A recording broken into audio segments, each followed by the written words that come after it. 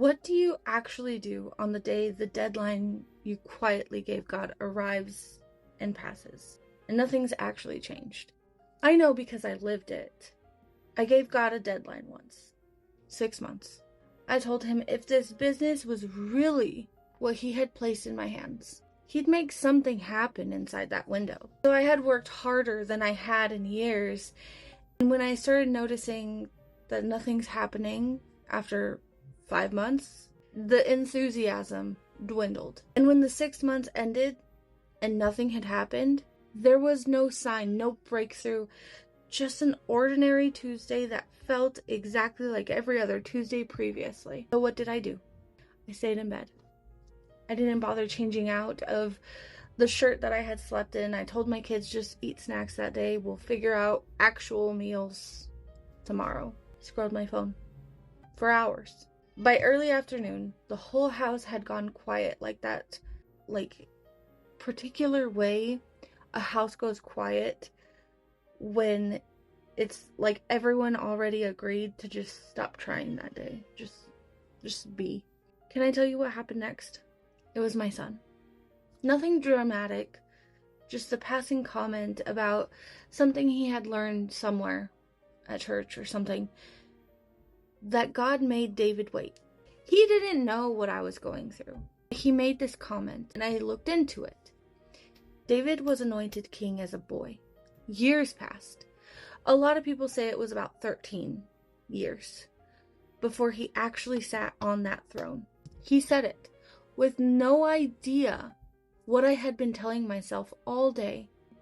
That made everything just crack open, and I caught my own reflection across the room in the TV, and I was still in that soft, comfy shirt that I had slept in, unbrushed hair.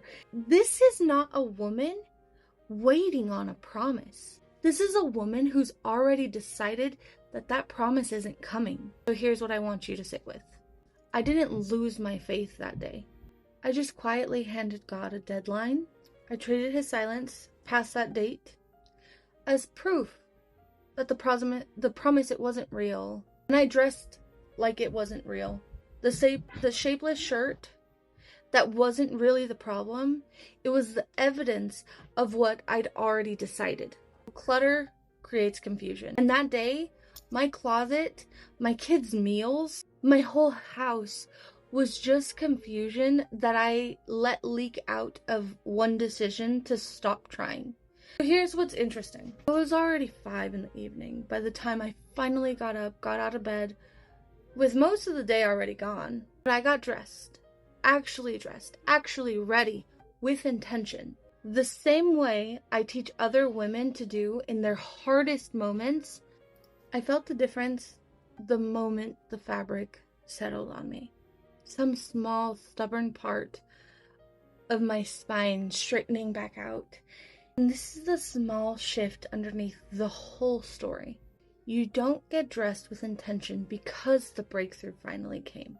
You do it because that's the one deliberate act that keeps you standing while you're still waiting for that promise. The clarity that came from that one decision built into something I could feel as confidence. And showing up like that, day after unremarkable day, on every random, insignificant Tuesday, is what calling actually looks like from the inside.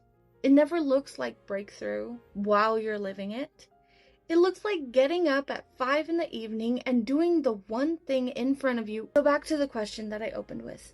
What do you actually do on the day the deadline you gave God passes with nothing to show for it? You do exactly what I did. You get up, even if it's late, and the day is nearly over. You get dressed. Even if no one's watching, you're watching. This is the story I opened chapter 8 with in Dress with Purpose book. It's not a book about getting your wardrobe organized. It's the work of believing you are still allowed to show up, dressed and present, on the days that give you no proof anything is actually moving. Presale is open through August 17th. $27 gets you the book, the ebook, the course, and the lock screen declarations, and so many more bonuses. After that, it's $37 for the book alone, and half of every single dollar goes to Healing Through Him Ministries to fight domestic violence. The link is in the description, and remember, style is more than just clothes. It is how you step into your God-given purpose. I will see you all next time.